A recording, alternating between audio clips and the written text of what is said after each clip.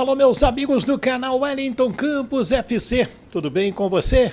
Pois é, quarta-feira tem bola rolando por aí, mas o Vasco está se preparando para pegar o Fortaleza, que jogou nesta quarta-feira pela Copa Sul-Americana. Já vou trazer, inclusive, a escalação que começou o jogo do técnico Pablo Vojvoda. Vasco, além de desfalque dentro de campo, terá desfalque também no seu banco de reservas. A manifestação da diretoria da SAF, também informações envolvendo o time que vai jogar contra o Fortaleza, e quero falar também de arbitragem, porque na 7ª rodada, segundo a CBF, não houve a interferência de nenhum árbitro de vídeo nas 10 partidas. Então, tudo isso a gente conta para você já aqui no nosso canal Wellington Campos FC. Se inscreva se ainda não é inscrito. Esse vermelhinho aí embaixo não paga rigorosamente nada.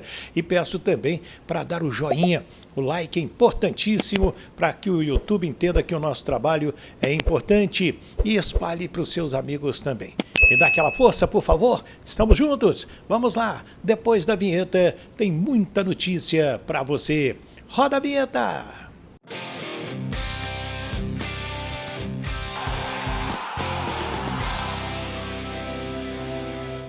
Muito bem, meus amigos do canal Wellington Campos FC. Olha a fera aqui. Luiz Alberto Penido, Penidaço. Tudo bem, Wellington? Que galera, ó, chega de like aí que é bom, hein?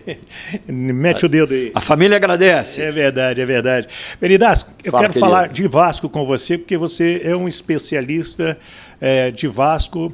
Papai do Céu quis, você transmitiu as últimas grandes conquistas do Vasco. Graças a Deus. Você botou Com a imensa voz, alegria. né? Com imensa alegria.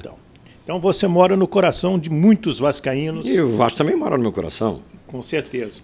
Ele tem vizinhos, ele tem companhias, mas mora no meu coração. Adoro o Vasco. Penidaço, como que você está vendo esse momento? Muita cobrança em cima da SAP, o time entrou na zona de rebaixamento. O que o Luiz Alberto Penidaço está falando? Cara, olha, na verdade, você sabe que não fico em cima do muro, eu dou minha opinião. Opinião, eu posso estar certo, posso estar errado, mas eu acho que o Vasco está no momento, pelas coisas que aconteceram e pela declaração infeliz, sobretudo, extremamente infeliz do Barbieri, você precisa, o líder é aquele que motiva, incentiva e faz com que suas ideias sejam compradas pelo grupo que ele lidera. Quando o líder perde a empatia perante o grupo e perante os seus demais comandantes, porque o líder, ele não é Deus, ele sempre tem alguém acima do cara, né? Sempre tem alguém. Mas ele é um gestor de pessoas. Exatamente, e é um grupo grande. O Barbieri perdeu o grupo, ele ofendeu a torcida, a palavra correta é essa, ele ofendeu, ele diminuiu o Vasco, ele meio que sem querer acabou ridicularizando o Vasco. Tipo, voltei para o meu lugar aqui, ó, Série B. Então, eu estou acostumado com a Série B, os outros aqui, o Santos é que não está acostumado. Cara, isso é um soco na boca do estômago de qualquer torcedor do Vasco. Acredito que dos diretores também. Estranhei que ele não fosse demitido no dia. Acho que ele não tem ambiente. Isso é axologia. Eu estou dando a minha opinião. Eu não sou o dono da verdade, mas eu penso isso. Eu penso com coração e com emoção. Eu acho que eu estou falando muito mais com a razão, no caso, tá? Independente da emoção e do coração. Pela razão, eu acho que tecnicamente o Vasco precisava mudar, porque ele não tem condições de mudar o quadro. Porque como é que vai rolar uma empatia com o grupo? E aqueles jogadores que são torcedores do Vasco também, além de jogarem lá. Mas depois daquela entrevista dele pedindo desculpa, você acha que aquilo não vale não, Penido? Então desculpa não passa dor. Depende, é muito raro, normalmente não passa dor. Quando a pancada é muito grande, não passa não. Eu acho que ele pediu desculpa, ele reconheceu o que fez M, tá certo? Perfeito. Olha, eu ofendi o Vasco, porque o Vasco, cá para nós, com todo respeito a todos os grandes clubes, nenhum tem a história tão bonita e tão rica quanto o Vasco. Vasco que incluiu os negros, Vasco que incluiu os pobres, o Vasco construiu o São Januário sem dinheiro e os pobres construíram junto com os portugueses, que não eram os mais endinheirados na época. Hoje os endinheirados torcem também para o Vasco.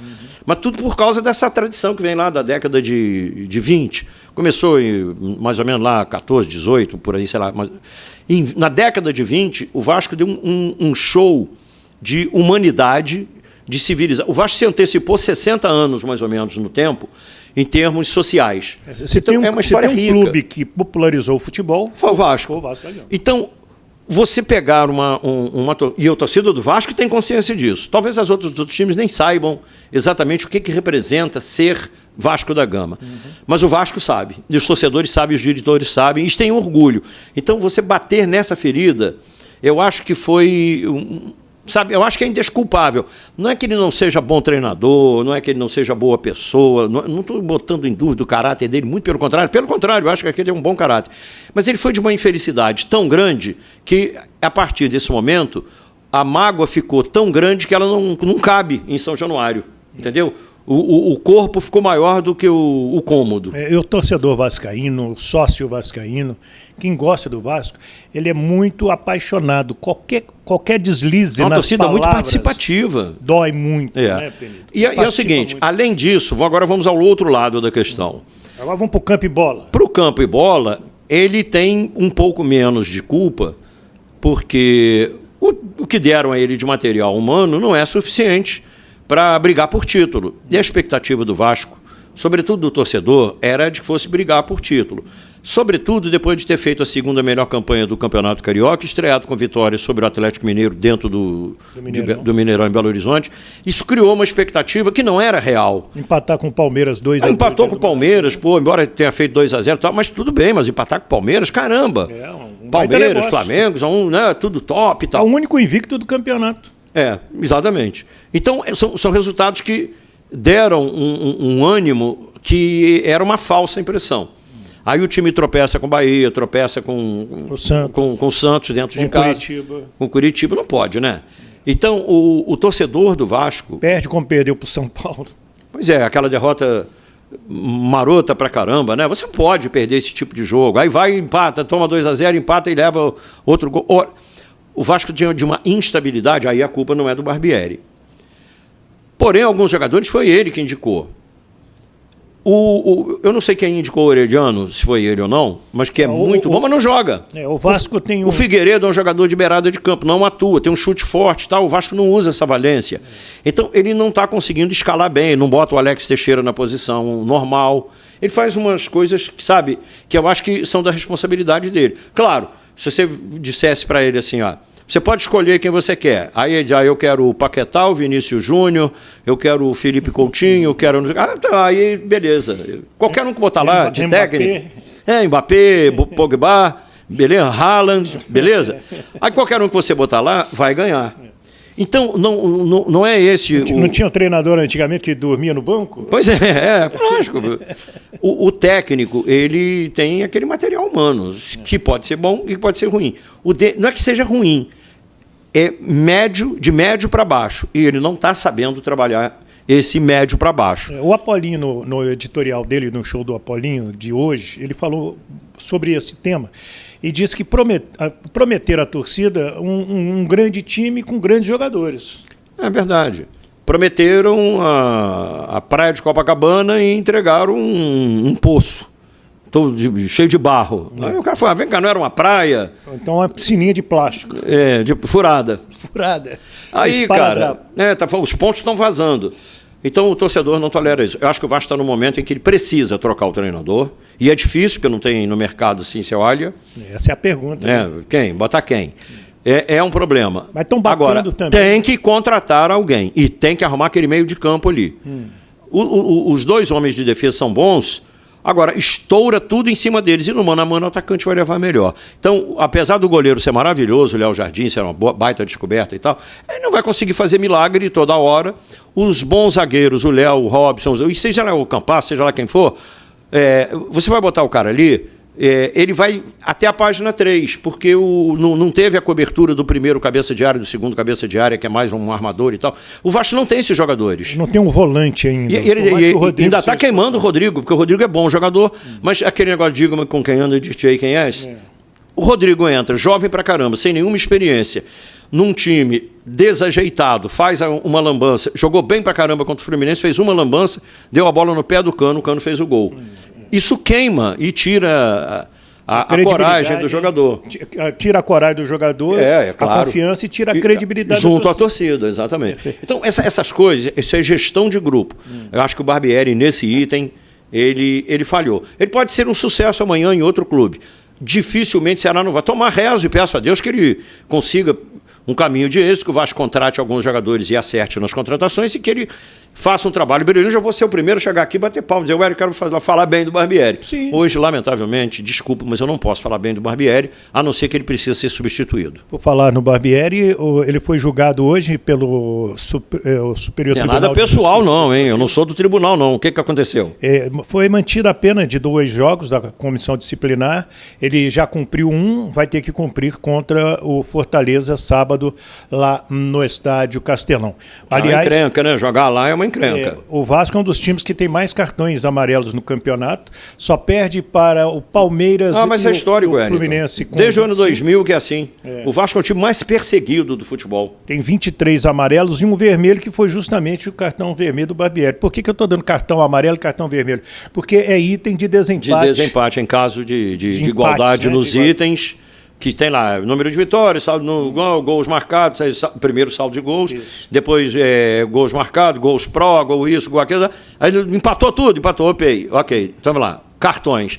É um item de desempenho, que eu acho um absurdo, porque o juiz que dá um cartão, ele estabeleceu um critério que o outro árbitro não tem. Aliás, o mesmo árbitro do mesmo jogo não tem o mesmo critério. Então, o cartão não pode ser critério de desempate, eu acho um absurdo. Eu até mandei no seu Zap, para você depois dar uma lida e, se for possível, também levar para o show da galera. Na 7ª rodada, a CBF informa que o árbitro de vídeo não atuou, não interviu em nenhum lance dos 10 jogos. Isso é um negócio também que... Assim, porque não houve a necessidade. Será que não houve mesmo? Eu não me lembro de cabeça agora, claro. Eu não estou me lembrando. Eu narrei o Flamengo... Não foi um jogo com necessidade de VAR. Foi um jogo bom. Vasco foi... Foi bom também. Foi tranquilo? Foi. Nos outros... Mas eu estava vendo o pessoal do Inter chutando o pau da barraca. No jogo Botafogo-Fluminense, eu narrei esse jogo Botafogo-Fluminense, o Diniz reclamou pra caramba. Reclamou. E o próprio Botafogo também fez alguns questionamentos.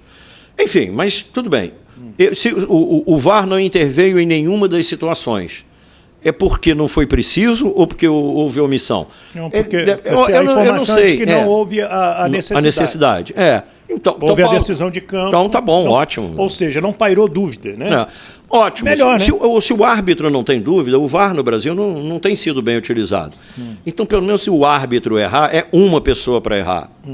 Agora você bota o VAR com um monte de gente, os caras erram a si mesmo, fica uma desconfiança, não da minha parte, mas fica do torcedor, ainda mais nesses papos aí de aposta e tal, que o árbitro também possa estar apostando, o que eu não acredito, de jeito nenhum, mas é mais um para errar. Então, se o árbitro errou, é um cara errando. O Armando Marques, que era um árbitro fantástico, um dos maiores da história, deu um gol de mão do Wilton no Fla-Flu. Sim. O próprio Armando... Não soube contar os pênaltis. Não soube contar os pênaltis de portugueses. E em 72 o campeonato terminou, teve que declarar 2 campeões. Erro é humano, o cara errar é humano. Agora, você tem 7 caras e os 7 errarem, aí já não dá. Agora, se não houve intervenção, valeu a decisão do árbitro, que em última análise é a que vale, independente do VAR dizer ou não, o VAR fica compelindo o árbitro, né, a concordar com ele para não passar como desonesto. O VAR viu e você mesmo assim insistiu no seu erro. Então ele concorda com o VAR, porque o VAR rodou lá a fita, passou a linha e não sei o quê. É uma situação desconfortável para o árbitro. É um bom auxílio, mas no Brasil não é muito bem utilizado. E se não foi utilizado porque os próprios caras do VAR não queriam, beleza, dou um like. O Lucas Piton foi pré-convocado para a Final Four lá da Europa pela seleção da Itália. Da Itália, ele tem dupla nacionalidade. Legal isso, né? É porque ele é um jogador realmente muito bom. Eu gosto do Lucas Piton. Aliás, o Vasco gosta do Puma Rodrigues, eu não sei porque a torcida andou meio, pegando o pé pegada dele com ele aí, mas ele, o Pumita é bom jogador, muito bom lateral, e o Lucas Piton é um excelente lateral. Aliás, o problema do Vasco não está nas laterais, o problema do Vasco está no início do meio-campo para frente. E lá na frente você tem o Pedro Raul, que está numa fase aquém da possibilidade dele, o Peck destruindo. Está fora o Pedro Raul do jogo de sábado. Já não joga esse jogo. Não sei, talvez seja bom para preservar. Bota o Egnaldo ou bota o Juan Cruz? Cara, eu acho que eu botaria o Eric Marcos, eu botaria... E o Figueiredo de 9? Botaria... E, cara, eu gosto tanto do Figueiredo que eu quero botar ele em algum lugar do time. Embora ele seja um jogador de ponta. Se alguém puder, se o Alex Teixeira chegar um pouquinho mais, o Eric jogar e tiver na outra extrema o Peck... Você botaria o Alex Teixeira de 9? Só se treinasse. Sem treinar, fica complicado. Eu acho meio complicado. Agora, ele é um jogador mais refinado. Ele tem uma técnica mais apurada, talvez dê certo. Mas aí é o teu negócio. No palpitrômetro é uma coisa, e você botar a cabeça na guilhotina e se desce a parada lá e corta a cabeça. Você perde o jogo. Então é muito fácil falar também. Sim. Eu poria fulano, Beltrano, Cigrano. Tá bem, é o que eu penso. Mas eu não estou. A minha equipe não está sendo testada porque eu não testei, não sou o técnico, não treinei o time e não experimentei essas opções. Então seria também uma maldade com o treinador dizer ele errou porque não fez isso ou porque não fez aquilo. Ele não pode fazer. E hoje a gente não assiste não tem mais tempo, os treinamentos. Não tem, exatamente. Maurício Barbieri não deixa que a imprensa acompanhe o que é um erro. Os treinamentos. Né? É um erro dele e dos outros também. Fica difícil defendê-lo e fica difícil entendê-lo. Eu acho que depois da ofensa, nada que você defenda vai apagar. Ele só tem um caminho, que eu acho muito difícil, não está no radar, não está no cenário, lamentavelmente, que é começar a ganhar uma sequência interminável de jogos. Aí ele se reabilita, eles vão esquecer, aí ele diz, eu amo... Vira Luiz Castro. Exatamente, vira Luiz Castro. De besta passa para bestial. É verdade. Agora, nesse momento, eu acho que o Vasco tem que fazer alguma coisa, cara. Ele entrou na zona de rebaixamento, tá cedo pra caramba? Tá. Mas assim o Internacional foi um dia, o Cruzeiro foi, o próprio Vasco foi, o Fluminense, o Palmeiras, todo mundo. O caminho é esse. Então tem que sair dali, que aquele treco ali, mais parece sei lá, uma... E o torcedor do Vasco está traumatizado com esse negócio de rebaixamento. Pois é, só de entrar ali já é uma coisa desconfortante, ele fica zoando. Eu voltei, aqui é meu lugar, bota música, eu já me recebi. Eu com o escudo de cabeça para baixo, eu voltei, aqui é meu lugar. E o Roberto Carlos cantando, Roberto Carlos, que é vascaíno. Nossa. Mas é a zoação. Então o vascaíno não aguenta mais isso. Acho que tem que fazer uma troca rápida, 777. Tem uma dívida, não é financeira, ela tem uma dívida moral com a torcida do Vasco. Um beijo. Outro. Eu sou seu fã. Deixa o like, galera. Esse é Luiz Penido, também está conosco aqui, né, no YouTube, e vira e mexe ele me dá essa cancha aqui, porque ele é fantástico, é sensacional, um dos maiores narradores de todos os tempos do rádio brasileiro. E você tem que curtir o gol dele, porque o Papai do Céu o iluminou de uma maneira que ele descreve tão bem os gols, que o gol na voz do Luiz Penido, ele fica mais bonito, né? Fica mais emocionante, fica mais show.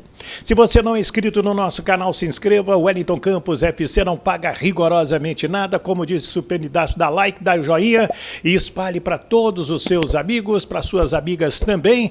E me ajude aí a aumentar o número de inscritos no nosso canal. E opine. O Penidaço acha que tem que sair o Barbieri. Já deu para o Barbieri por tudo que ele falou principalmente. O que você acha? Você concorda com o Luiz Penido, da Super Rádio Tupi? Bota aí, tá bom? Fiquem com Deus. Do Rio de Janeiro, Wellington Campos e Luiz Penido.